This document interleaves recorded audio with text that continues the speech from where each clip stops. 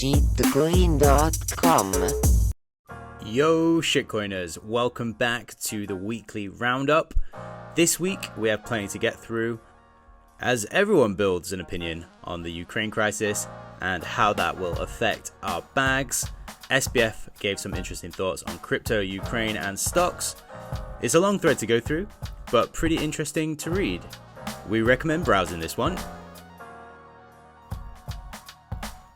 Reddit users, they were quick to deploy the memes. One had a crazy idea saying that to avoid war, give Putin an NFT saying he owns Ukraine. That way Putin can brag about having Ukraine without actually having Ukraine. Ukrainians keep doing Ukrainian stuff without interference. Everybody wins. This guy says he doesn't know how NFTs work, by the way. The next Redditor actually commented and said that is exactly how NFTs work. Continuing with the nation state theme, reports have surfaced that crypto CEOs Jesse Powell and Brian Armstrong of Kraken and Coinbase respectively, they've been reported for tweeting about self-custody. JP Koenig here, he tweeted about how all of this regulatory framework for crypto could be harmful for Kraken and Coinbase registrations. Ledger was also tweeting about this. Rob, aka Crypto_Bobby, he mentioned that the Canadian cops on horseback were out to get Jesse and Brian. Ledger, as you would expect, asked someone to turn this imagery into a reality.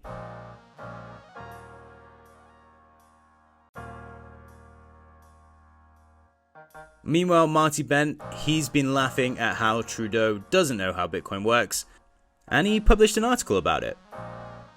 Marty also made an appearance on Fox News. Here he is teaching people about Bitcoin.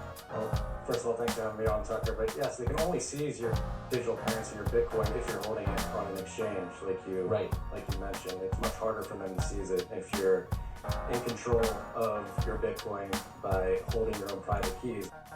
We have found the onion of crypto.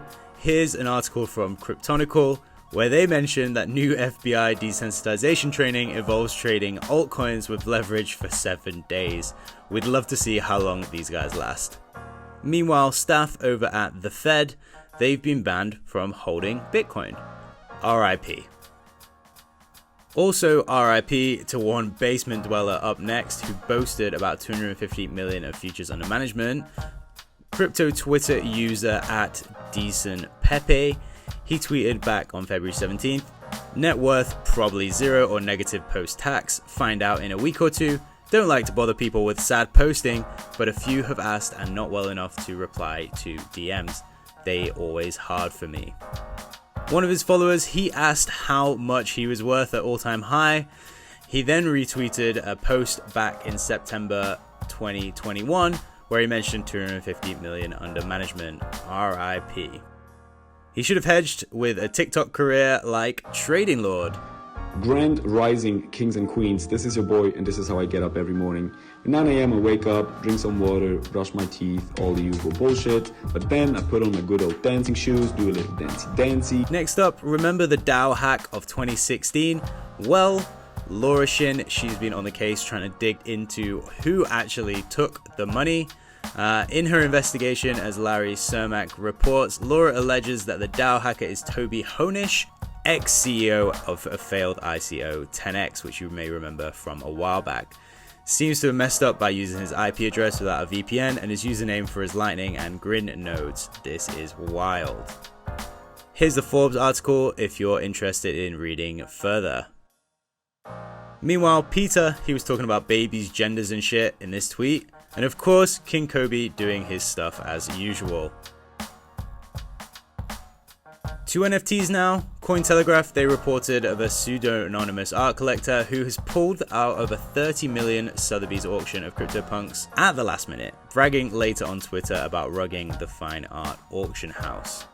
Staying on the topic of NFTs, OpenSea users fell for a phishing scam last week where a bunch of NFTs were drained from their wallets.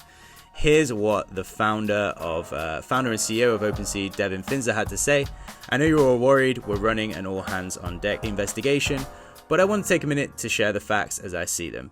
As far as we can tell, this is a phishing attack. We don't believe it's connected to the OpenSea website. It appears 32 users thus far have signed a malicious payload from an attacker, and some of their NFTs were stolen. CT shared their thoughts on what the CEO was doing at the time of the hack. If you're wondering how easy it is to fall for these phishing scams, here you can see how someone falls for these. So this next tweet from Mode Flatter. Okay, seeing someone lose their NFTs to a phishing scam and then instantly falling for another scam is making me lose it. So SY on Twitter, he said, I got done by this, a couple of crying emojis there, lost 3 of my NFTs. Straight away, one of these Instagram helpers, we say that in air quotes, he said, I had the same issue, but I recovered it back after my friend introduced me to blank on Instagram who helped me. Do well to contact him. And then obviously the guy says he's going to reach out. Oh no. Here's a photo of one guy getting rugged by airplane Wi-Fi. So what do all of these NFT holders do when they lose their precious JPEGs? Well, some of them, they will go to their lawyers and try and sue OpenSea. We don't know how that's going to work out. You might have seen that Ethereum Denver was happening over the last week or two. So it seems that people that have booths at the event definitely do not know their audience. Vitalik though, he gets it.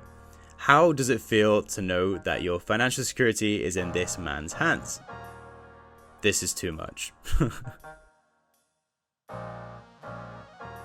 What have we done?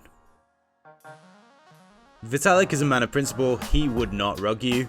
Atom Protocol, however, they would. Thanks to an error in their code, they are politely rugging people. That's very nice of them.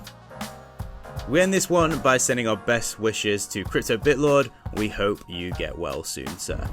I'm just sitting here in the car, just working myself up to go in and just go and walk through that fucking thing. So that's where I'm at. That's what's happening.